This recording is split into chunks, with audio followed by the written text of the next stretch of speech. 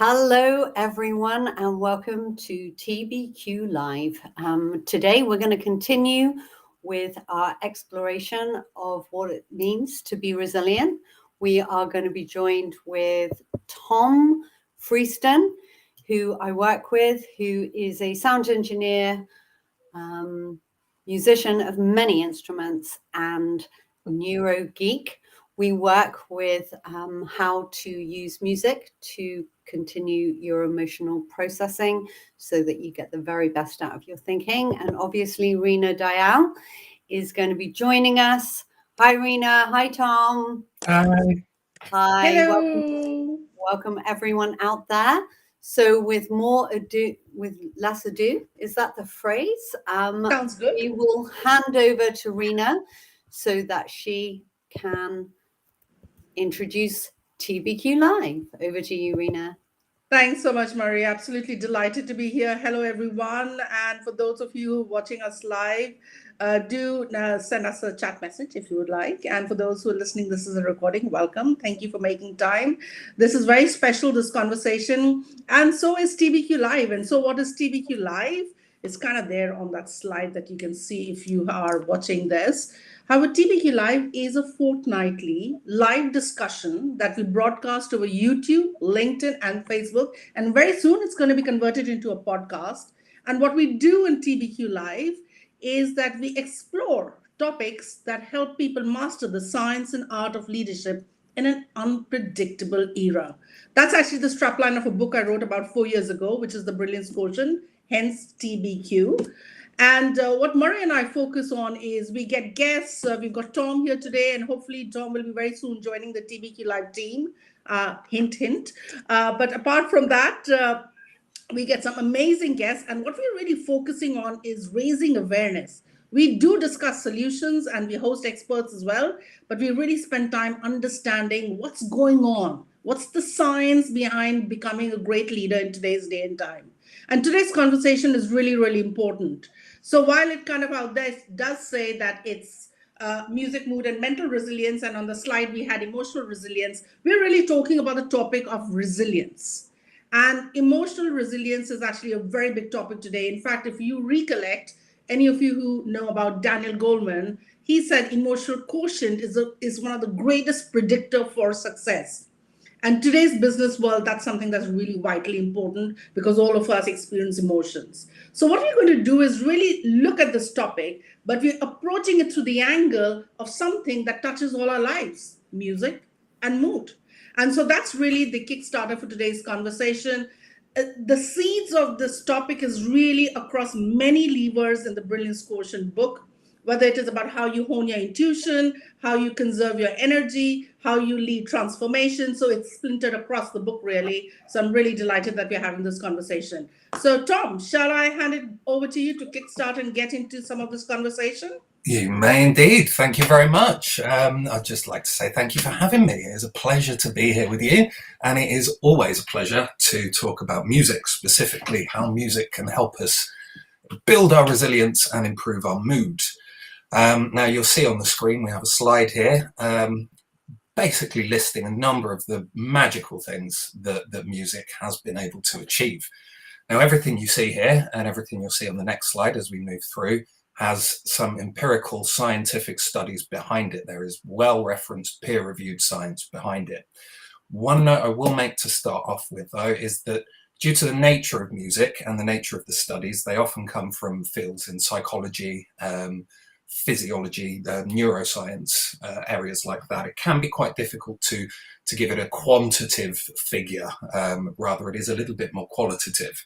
But you'll see here that music can, it can reduce pain, it can help you eat less, it can really improve every aspect of the quality of your life if you are able to use it in a certain way. If we could move across to the next slide just for a moment, Maria. Certainly. Happy to drive the slides, Tom. Thank you very much. Much obliged. So you just see a great big list of all of the benefits that music can do. Now, as I say, it's difficult to quantify this. It's a little bit more qualitative, but you see, for instance, on the list, we've got reduce anxiety, right? Music can reduce anxiety. The exact nature of the how and the why can be quite personal and individual. Along with music, it's very cultural and historical and social thing. So it can depend very much on your own personal preference. I would say bear that in mind as we move through. One thing to mention at the start is there are, unfortunately, between 5 and 10% of the population that don't respond emotionally to music. This is a neurological condition known as musical adynia. And it's just basically another reference that there are some people out there that don't have the emotional connection to music, right? Only a small percent, as I say, it's between 5 and 10% of the population. The rest of the population kind of experience it on a sliding scale. I myself, I feel very deeply about music. My emotions are evoked very naturally through music. Other people, it will be a little bit less so, depending on personal preference, but you can and will be able to use music to help manage and process your emotions and build resilience. The question is, how? How does music do that? One of the points I often linger to when we're talking about emotional processing music is in relation to our evolution, our physical and mental evolution. And it's worth noting that the first musical instruments that we know of that have been carbon dated, they're flutes made from hollow bird bones, and they date to be roughly 44,000 years old. Now, when you compare that to the written language, the oldest long-form written language that we know of is it's ancient Sumerian, is considered the first long-form written language. That's only 4,000 years old.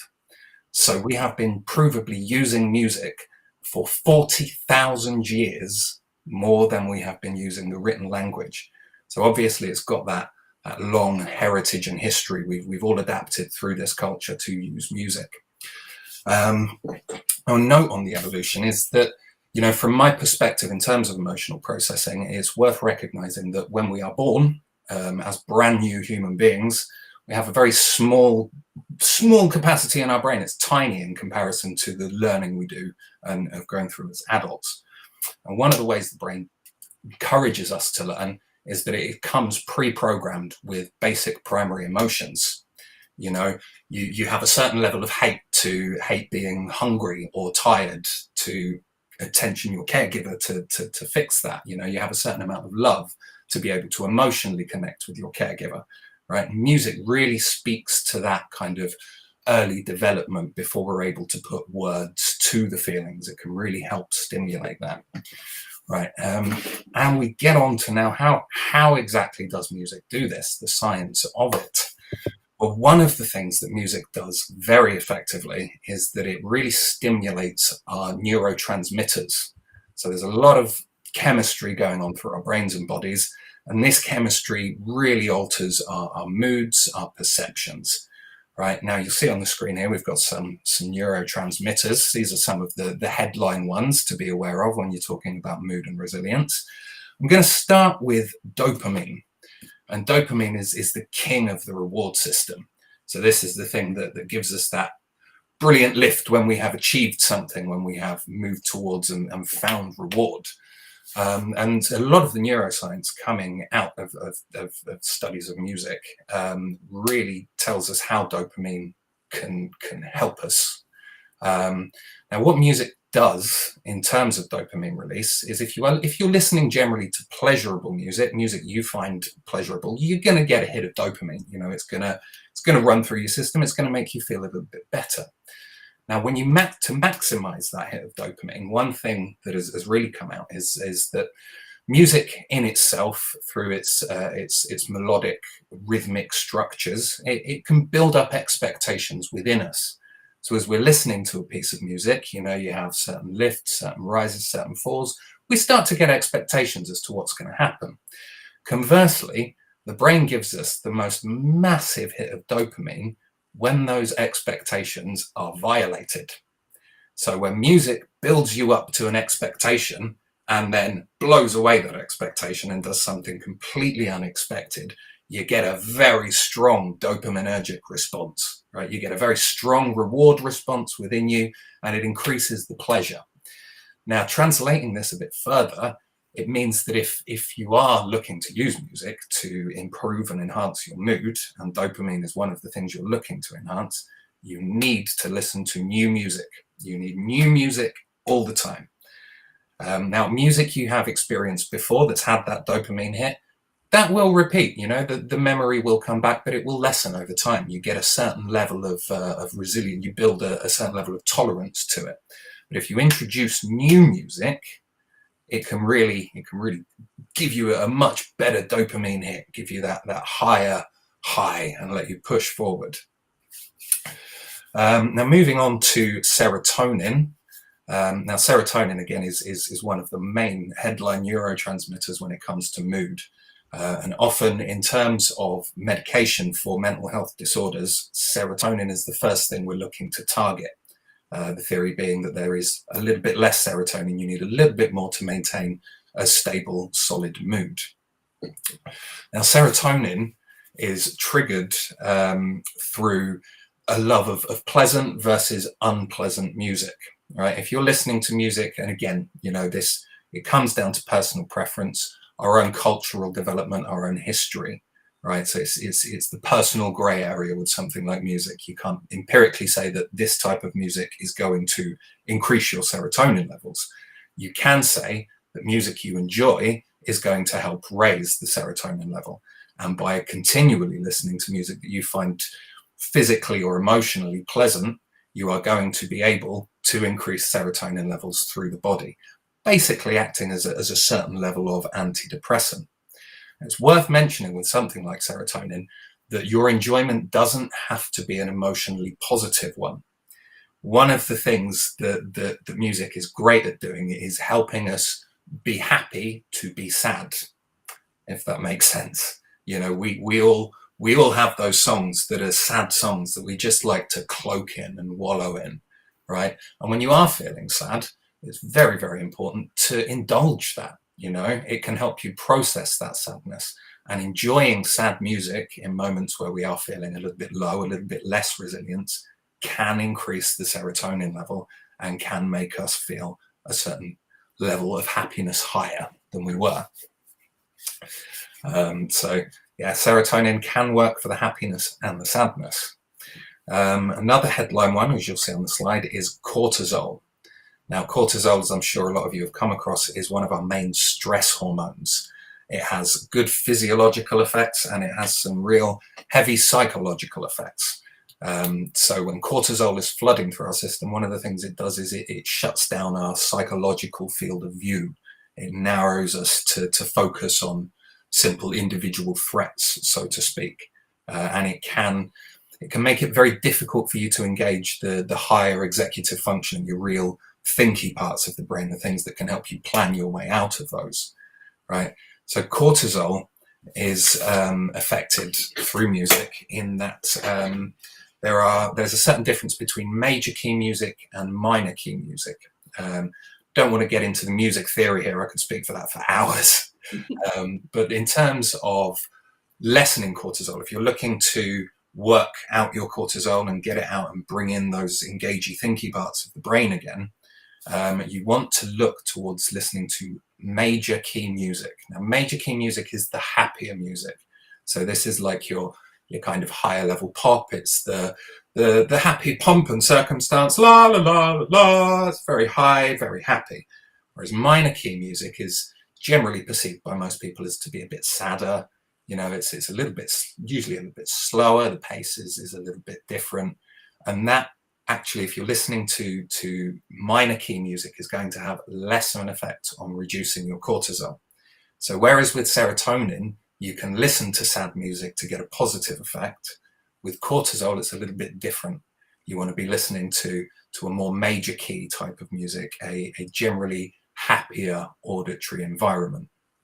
Now, it is worth mentioning, actually, that conversely, cortisol has a lot of good physical effects. And if we refer back to some of the physical effects on the first slide, one of the things that cortisol can do is lessen physical pain and stress and tension. So in terms of using music to, for instance, help you train, help you work through, help you get a longer and more powerful workout, you want to listen to music that can heighten your cortisol, right? It will still have a certain psychological effect on you, but the physical effect is that it will help you work out harder and longer. You know, it will help you train better. If you're looking to run a marathon, you probably want to look to increase that cortisol level within your bloodstream to get those physical effects. And music will do that. You know, again, it is personal preference, so it can be. You know, I for instance, I like a lot of heavy guitars and big synthy, bassy things to help me work out to that. That really heightens that. For other people, that could be completely different. You know, that could be Beethoven's Fifth. You know, that could be a trance mix. But it's worth seeing what works for you in that environment. Now, one thing that we don't have on the slide, I'm just going to mention in passing, there's another molecule. It's known as oxytocin. And this molecule, often known as the love molecule, you know, we get heavy releases of it when we are interacting with other people. You know, a hug, a 20-second hug can really help increase the cortisol levels. Music can do that too. It has that ability to release oxytocin and help you feel more connected with the world. Now, in terms of listening and consuming music, you do get an oxytocin response, not particularly massive, right? If you're looking to heighten your oxytocin response, you probably want to lean more in towards music performance. And there's one study in particular I came across about 5 years ago, and it was working with amateur singers. And they measured oxytocin level through your saliva. And after a 30-minute program of 30 minutes of amateur singers just singing along to the radio, oxytocin level would massively increase. So if you're feeling sad, if you're feeling lonely, if you are less connected with the people around you, go and have a sing. You know, singing in the shower. It can really help increase that oxytocin level, which opens you up again to a better communication method. You know, it helps you work with people around you. Now, that's kind of the headline neurotransmitters for music. But if we could move on to the next slide, I am going to just talk a little bit about brain structure and how music can manipulate and help us work with different areas of the brain. Now, one of the things that music is great at doing is evoking memory, right? We've all had those moments where you're walking through life, you're in the car maybe, and the radio starts playing a song that you heard at a funeral, for instance, or at a friend's birthday party, and you get the memory of that emotion, right? Music is great at doing that. What it's doing is it's activating those memory circuits, and it's pushing everything from your subconscious, bringing it into your conscious mind, and enables you to process it more effectively. So, I mean, for instance, as I'd say, that funeral song, there are many of us out there, we hear those songs and they just make us feel a bit sad. Obviously, they will do. They're reminiscent of grief, but they are helping us in that moment process our grief. You know, grief is one of those things that endures. So, over the years, as we are working, you know, we're going to have those things, and we can process it as music helps us bring that forward out of our back brain into our front brain, so to speak. Now, here, what we have here is a basic rundown of the brain. We've got the prefrontal cortex. You're pointing at it, and you can't see me pointing at it. We've got the prefrontal cortex there in purple, and the reason I want that highlighted a little bit more is because of an effect that music can really have on the brain in terms of mindfulness. And what music can do when you are listening to long-form music, this isn't something that's going to come in when you're listening to 3-4 minute pop songs on the radio. This is something that requires a little bit of a longer kind of paying attention to, really. So in my language, it would be albums. I'll put on a long album. You know, for other people, it could be a full symphony. It could be a dance mix of some kind, right? What these do, a recent fMRI studies have proven, is that these can induce a state very similar to meditation, right? And the effect it's having on the brain is something called hypofrontality. And what it does is it reduces blood flow in certain areas of the prefrontal cortex. Specifically, I think it's the dorsolateral prefrontal cortex. which has a heavy role in our emotional processing and our self-reflection, right? Now, generally, when you're walking through life, that's very useful. You know, you need to be able to reflect on your behavior, how it's affecting you, how it's affecting other people. In terms of emotional processing, it can be a very difficult part of the brain to have engaged at all times, right? So when you're listening to longer form music, in the same way as when you are meditating, right, what is happening is you're shutting down, or you're reducing the blood flow to these self-reflectional parts of the brain. It's shutting off those what if questions. Did that sound a little bit stupid? Am I coming off a little bit wrong here? It closes that down and enables you basically to be in the moment a lot more effectively, right? And this is a mindfulness practice, really. So it helps breed that certain level of resilience to your own internal monologue, your internal narrative as it's going on. So that's essentially a rough rundown of where we're at on the science of music. Obviously, I could go on for this for hours. I could be here for 5 hours talking about beautiful. Absolutely, Tom. Thank you so much. I never get bored of hearing how passionate you are about music, but also the ways that music really engage different parts of the brain and the neuroscience underneath it. You know, to know that if you listen to an entire symphony, you are also meditating and getting into what is considered a very integrated brain space. So I'm now going to go on to talk a bit more about the neuroscience of how music affects us. On this slide, we talk about the primary emotions. Emotions are what determine 90% of our mood, our actions, and 90% of brain function. So how you're thinking, feeling, and what you are doing are determined by emotions. Also, to bear in mind, your music is one of the few things that lights up the entire brain. When you put someone through an fMRI machine, if they are listening to music, all of the brain synapses are sparkling.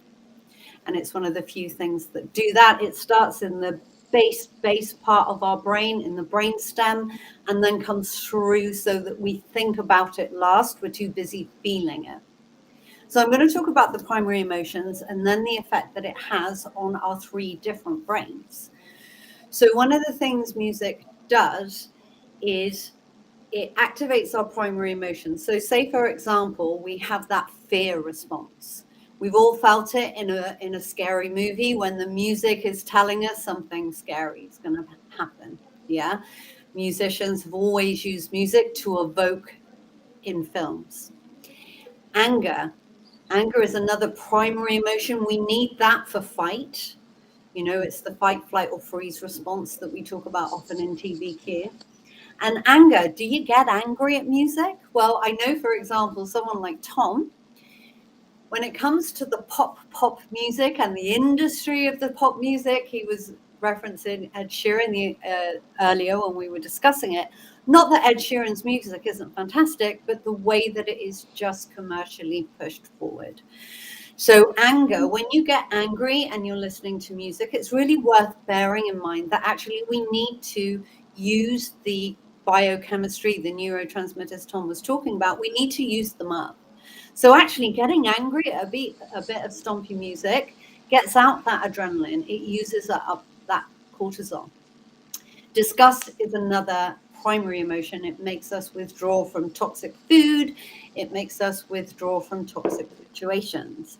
Now, Tom was talking about serotonin.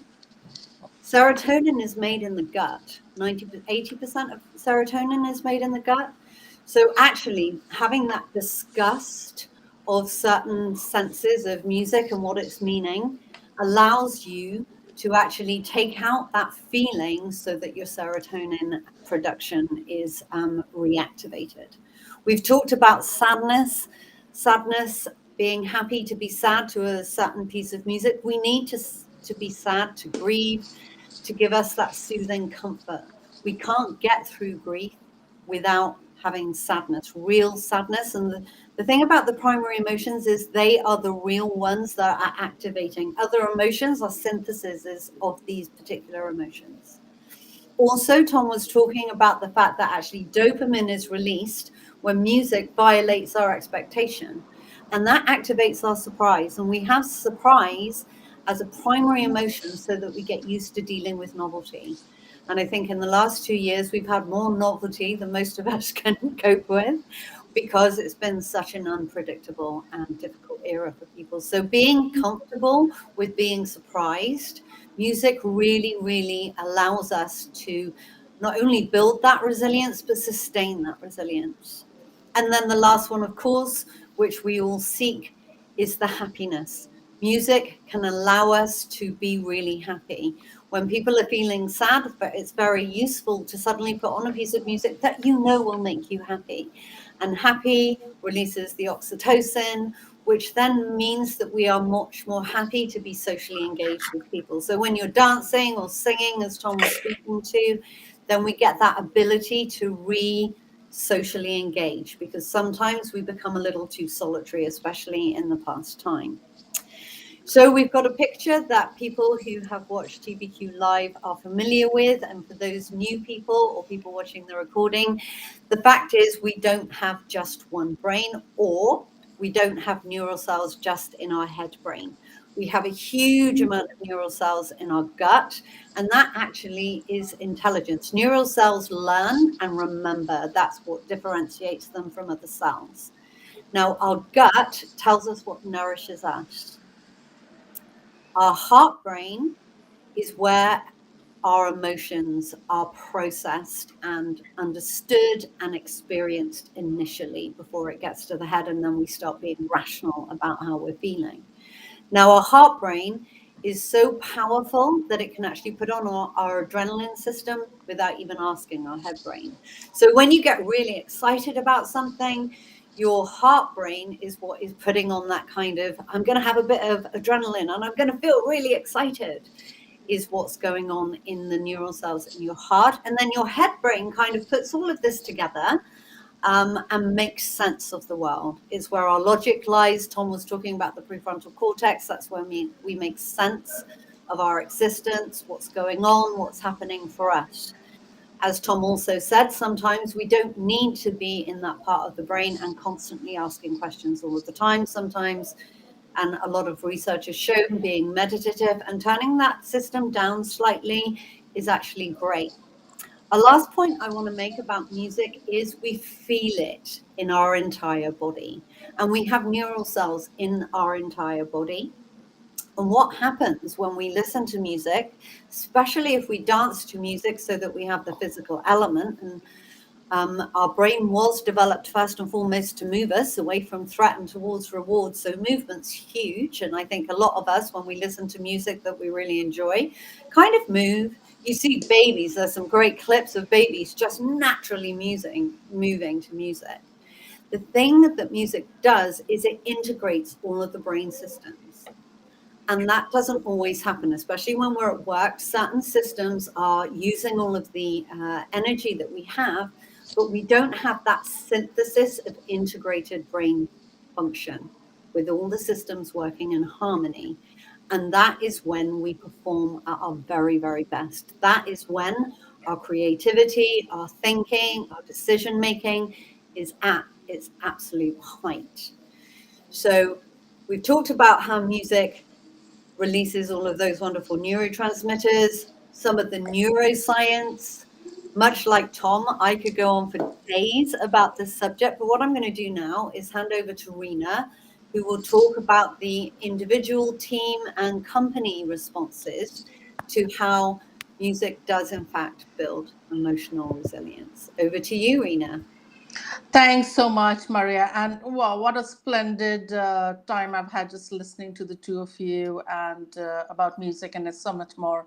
And we're going to go into a bit of the business applications in a bit, but I have to pull out a few things that both of you have mentioned, which have been absolutely brilliant and actually a great context to the conversation we're going to have as we my spelling's not been very good on the slide, but we're deconstructing emotional quotient. Today's been a day of using different words, which has been quite exciting.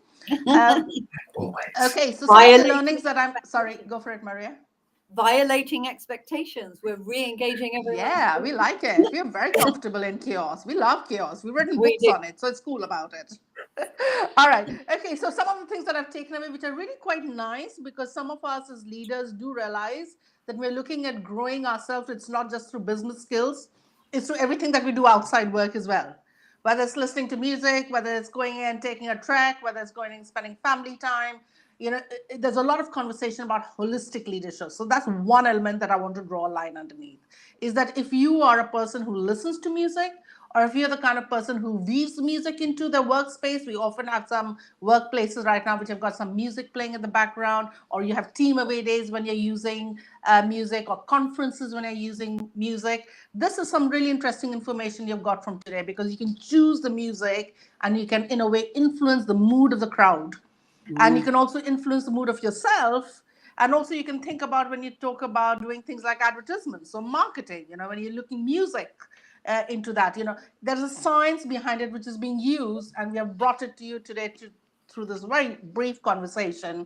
So you can start thinking about how you could use music in your business arena, and also to develop yourself as an individual. But also some of the things that I have picked up from listening to Tom, and I made a few notes. Find your music, that's really good. And so therefore also to be aware that the music that you like, somebody else might not like. So being very mindful about that, so that you can use it in the appropriate way. Sing in the shower is the other one that I've put in down here. Very important as a business skill, but we know what we're talking about. The best decisions do happen in the shower. So there is a reason why you are in that state, where you're not trying to cognitively think of something, or of the language that we often use is you put problems in your back brain, and then the answer comes in when you're singing in the shower. You say, whoa, I got an answer to that business problem. So there's some interesting interlinkages of trying to understand how music and being a far more effective business leader can come into play. But also some of the things, oh, by the way, I love that thing that you talked about, the first musical instrument. I think I was mentioning to you, Tom, when we spoke earlier, I've actually seen it in an exhibition that took place in London in the British Museum. I was blown away when I saw it. A vulture bone, 5 holes made into it, which would be for the flute. It was a finger flute. It was absolutely brilliant. So yes, but the important thing about that is, if music has been in our life for 44,000 years, it has, by the very nature of it, helped us evolve as human beings. So in other words, the way we react, or the way that we can draw energy from music, can be far more from any cognitive conversation, because language came in later on. So I think it's about trying to also play into that aspect about how can you bring music into your life, because in a way it's far more impactful and can help you kind of lead yourself and your teams with far more greater resilience, greater joy, greater happiness, and being able to collaborate with other people, because we know that there have been some interesting hormones and chemicals that course through your body that both Tom as well as Maria have talked about, which is the third point that I've raised out here, is that when you're talking about these various chemicals, and we've often talked about it in TBQ Live, and we do talk about it, because it's trying to understand that, what do these hormones and chemicals do to us? So when you think about anything, that if you're seeing this slide right now in front of you, on the right hand side, I've put down some things which are specifically actions, executive functions that all of us have to take today as leaders, or indeed when you're managing teams or profit loss accounts, or managing business functions, or indeed managing a very business and being a founder and entrepreneur. You've got to have good analytical skills. You have to have risk appetite. Decision making has been strong. This requires a large amount of cognition skills. Your cognitive skills have to be very good. And hey, wait a minute, did we talk about serotonin, which actually helps cognition skills go up? And music can help do that? Oh, that's an interesting connection to make out there. Then we're talking about, you want to have that diversity of choice. You want to have influencing skills. You want to have empathy. Did we talk about oxytocin, which actually helps us collaborate a little bit better? Yeah. Did we talk about, so we've talked about those things, right? So you're seeing the connection of how some of these very business skills that we talk about, whether it's disruptive thinking, whether it is being a sustainable leader, all of this requires us to kind of really use some of these chemicals. But the other angle that we want to bring in, because we know we've been talking about mood and music and how music affects mood and how your mood could help you choose the kind of music you're playing, and there's such a strong linkage between the two of them, we just want to draw and widen up that conversation that Maria was having about emotions. Because she spoke about certain primary emotions. And you and I know that there are many, many other emotions that are there. Well, one of the things that Maria and I often ask our clients, and it doesn't come as a surprise to us anymore, is when we ask people to mention, just name, emotions. Pretty much after 10, 15, 20, they dry up. They can't really remember anything beyond that, or we are not aware of it. But apparently, there are thousands of words that can be used to bring in different nuances of emotions. And that for us, when we are talking about deconstructing emotional quotient, that's step one. Because if we are saying emotions really impact our decision making, as Maria correctly pointed out earlier, if we're saying emotions and moods are the one that helps us feel happy, buoyant, be more creative, be more analytical, the first step really is to be aware about what is the emotions that we're experiencing. So we really work with people to be able to help them expand their vocabulary, because then they can pick up the different nuances or intelligence it is offering, which is the second point that we talk about, because emotions are data points. I've done this, I read this amazing article written by, I want to say Dennis Shu, but forgive me if I'm stating this incorrectly. I think it's Dennis Shu. And this wonderful person did some research of people on the trading floor, and actually said in the trading floor, people feel a lot of cortisol and a lot of adrenaline with the markets going up and down. But the way that they have approached it of saying that emotions are data points, rather than trying to submerge or suppress it, if you can start going closer to why is it that I'm feeling scared at this moment of time? Why am I feeling angry? And go to it with a sense of curiosity, your EIIA or emotional intelligence grows up exponentially. And as a leader, you want to do that because then you can analyze better, you can make stronger decisions, you can influence other people's differently because you're being able to understand and tap into this really amazing resource that's been with us forever. But we just haven't been able to use it effectively. So it's about A, being aware, being able to intelligently use it is the other aspect. Then there's this element that David Goldman talks a lot about, which is emotional regulation, which is we all have moments whereby we are having anger, fear, disgust, all of these primary emotions, and so many more. We've got, the many moments. And I think I'm probably stating the obvious that the last couple of years has really got us into a position whereby we've been experiencing a lot of it. So fair enough, we have been experiencing a lot of it. It will continue to happen in life. And the fact is that we are human beings. We can't really not feel angry or scared or fearful at some point of time. Some people feel it in small measure, some people feel it in larger measure. Emotional regulation is all about A, being aware about the emotions you're experiencing and making sure that what we call the catabolic emotions, which leads to catabolic energy, which are things related to fear, disgust, fight, flight, freeze, all of those elements. It's all about that when that happens, we take the data, intelligence from it, and live it as Tom was talking about, is really kind of be in that moment and experience it, but learn how to switch out of it at some point of time. And that is something that you can do in the moment, or through regular practice of things like mindfulness or many other things that we actually train people on and coach people on, is help regulate your emotions. So that when you feel it, you can take the intelligence from it, but then regulate it so that you're not overwhelmed with that catabolic energy and you're not kind of going into a series of problems, which could be things like stress, anxiety, burnout, depression. Even further on, it could lead to heart problems and so much more, right? So that could be the downside of it. So you need to learn how to regulate it.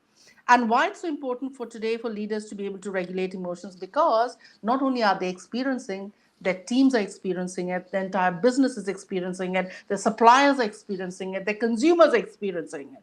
And in a way, they are catalysts to trying to say, oh, I need to be disruptive and come up with a really good idea on how I can serve my customers. So the onus on the leader is far more, and therefore it becomes important for leaders to be able to really get close to and master the science and of emotional quotient to really bring it into their life. And the last element, which is equally important, which is tied into the point that I was just making, is resilience. is to be able to go up. And for a moment, if you think about it as a sliding scale, whereby you are having these various emotions, and some of them is drawing energy away from you, some is giving you energy, that's what's happening at any point of time. Why we need to have emotional resilience is because of the amazing number of stress triggers that we have in our life right now. And resilience is about being able to not just bounce back when we have a problem, but to have that reservoir of energy that we can draw upon, which can help us take on many more knocks. So that's the emotional resilience that we are about. So, what kind of emotions are you mostly experiencing, which can help you get that reservoir of energy that we're talking about? So, what are you really doing to pump up your music? I love the major keys that you were talking about, Tom. Really kind of looking at uplifting yourself. And it might be through music, it could be through other aspects. But I think so in today's conversation, what we're really trying to do is make a connection and dot between the two, of saying how you and I, who love to listen to music, though granted there are some who might not be responsive to music, but all of us who like music recognize the power, because we experience that joy. We feel that happiness. We feel that let's get up and dance kind of a feeling. So we feel that. And that's the energy we want to bring into our lives. So there are many other things that you could do that can connect it, whether it is singing in the shower or something else. I have a question actually for both of you before we start wrapping up today's conversation. Maria, first for you. In your opinion, when you think about music and applying it to business, what are the kind of places have you seen it happen, or would you encourage people to do about listening to music? That's my question to you. And Tom, for you, in case you want to think about it, I'd love to kind of get your views about, and I know you do a lot of work on men's health, and that's probably going to be our topic for next time. Have you done any work around that's come out on the health aspect and music? Because we certainly had an amazing person last month who talked about how music is being used to really help people with autism and other aspects. We'd love to have some thoughts from you on that. But Maria, first for you. Well, one of the things that is happening more and more and more is that workplaces are having music, because actually music in the background turns off what's called the monkey brain from the Monkey Paradox, that great book, and actually allows you to focus more clearly, which sounds a bit counterintuitive, but actually having a bit of music going on allows you to really focus in on the task. The other thing that really is powerful, Google do it a lot, there are lots of companies that do it, is also using music as part of training. Because very often people can be like, I've got too much work to do, I don't want to go to training. But in actual fact, it's the training that can give you the skills to minimize some of the stresses and recreate your priorities. And one of the things that is so useful is switching the mood and allowing people to be much more engaged with training by using music, and also violating their expectations. So suddenly they're re-engaged because they don't know what's going on next. And that's where I see music being used really powerful in the business arena. So Fabulous. Love those great ideas and nuggets, and can see that absolutely being applying and bringing about that change. Lovely. Tom? Yeah, no, in terms of the health aspect of music, there is an awful lot of aspects in which it can be used. In terms of consuming music, as in listening to recorded music or going to live shows, it's increasingly it's becoming increasingly aware that we can use this as a good tool for individual emotional processing, so helping us deal with our own emotions. Extending that a little bit further, there are a lot of music therapies coming out now to work with things like PTSD, certain aspects of autism, and these generally involve a combination of consuming music and performing music, engaging with other people. But yeah, no, music, in terms of mental health, music is exceptionally good at helping us process things that we don't necessarily have words or language for. And it can really help build that vocabulary as well. Absolutely. Just listening. Totally get it. In fact, while you were speaking, I was just, and probably my final point before we start closing up for today's TBQ Live. If I was to think, I come from India, and if I was to think about the classical music from India, you almost have different, different tunes, different what you call ragas, which are different. Well, I'm not a musical person like you, Tom, but certainly they are things that evoke different emotions. in people, and it's done deliberately so that people who are listening can experience different kinds of emotions, like the opera, if you think about it. You know, it's a controlled way of trying to influence the crowds around us. And in a way, I feel this is a great tool for people to use themselves on themselves, because then you can influence your own mood and your own well-being, which actually happens to be very close to the topic of next time. So I'm going to sign off for today's topic, thanking Tom and Maria for having this amazing conversation with me. This has been absolutely splendid. Of course, we don't try to get into too much detail because we know you're busy people, but we hope that today's conversation has been quite useful, and we look forward to you joining us next fortnight on the 8th of March. Maria will tell us a little bit more about that topic. Thank you so much, Rena. It's always such a joy listening to the applications of all of the neuroscience, because application, knowledge is power, applying knowledge is even more powerful. So next week, not next week, in 2 weeks' time, in the next TBQ Live, Tom and I will be exploring men's mental health. Mental health itself has become such an important topic, which is a really good, one of the few positives of the pandemic. We all realize that we need to take massive care of our mental health. However, traditionally and culturally, men find it possibly more of a challenge to discuss their mental health. So we're really going to hone in and have a look at what can be an uncomfortable and awkward subject, but we're going to have, bizarrely, some fun around talking about how men can explore what's going on for them and also come up with a few solutions as well in the moment. So I look forward to you talking to you about that, Tom. Okay. Thank you so much, everyone, for joining us. It's always, as always, it's been a complete joy. Thank you, Tom, for sharing your expertise. Thank you for and taking a deep dive into the neuroscience and art of music. And thank you always to Rena. And we will see everyone next time on TBQ Live. Thank you for watching. Bye. Bye. Thank Bye. you.